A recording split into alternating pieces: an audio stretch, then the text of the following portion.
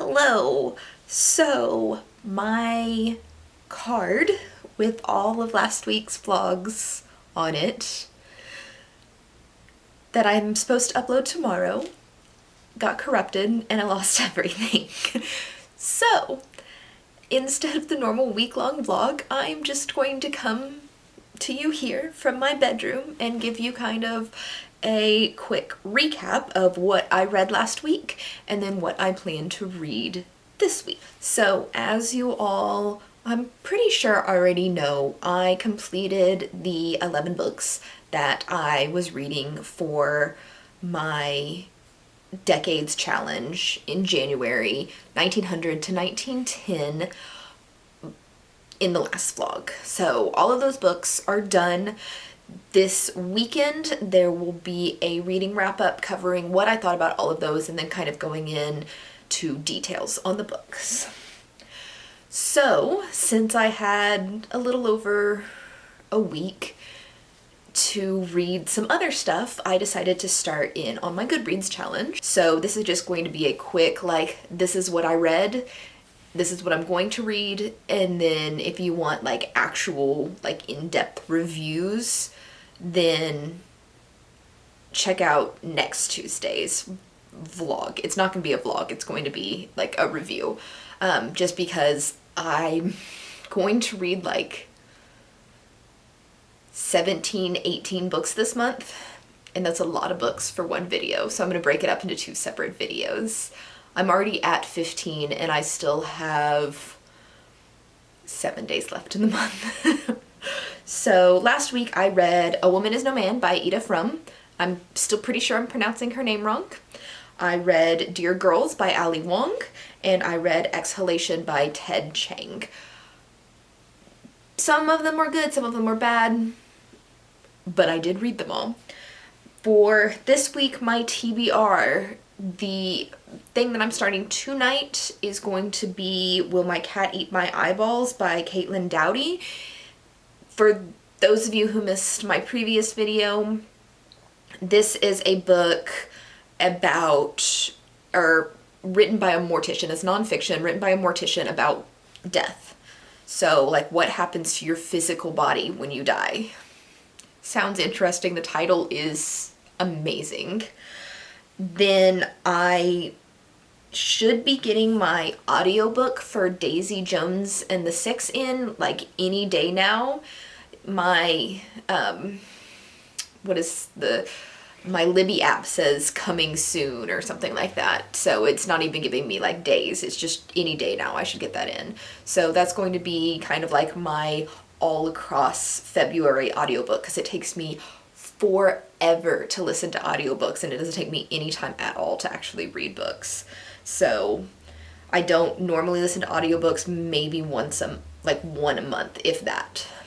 Then once that's done, or once I finish with Will My Cat Eat My Eyeballs, I'm going to move on to The Toll by Neal Shusterman. I want to finish out that series while it's still kind of fresh, but it's not a library book, so I can read it kind of at any time.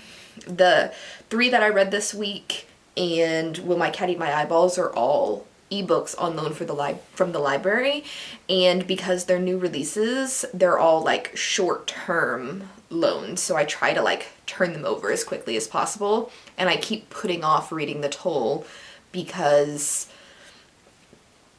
it's just not like, I'm not gonna lose it. I own a copy of it. Next, after that, I got Small Doses. I got a notification today from my library that my hold is ready for Small Doses by Amanda Seales. That's probably wrong. That's another like humorous book. Not really my taste, but I kind of I'm trying to read the books in the same category somewhat near each other if I can. Most of it, honestly, is just coming down to when I can borrow from the library. Because I know most of these books I'm not going to particularly care for, so I only want things or I only want to borrow them from the library. I don't want to purchase something that I don't think I'm going to like. I probably will end up purchasing some things.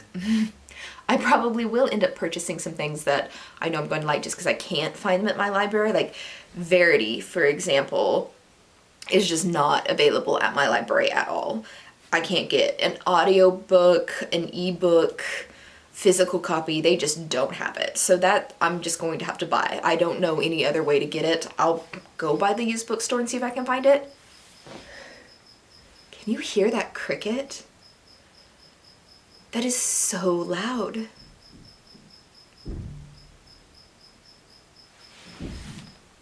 Is that in my apartment? Shh, quiet, I'm trying to film.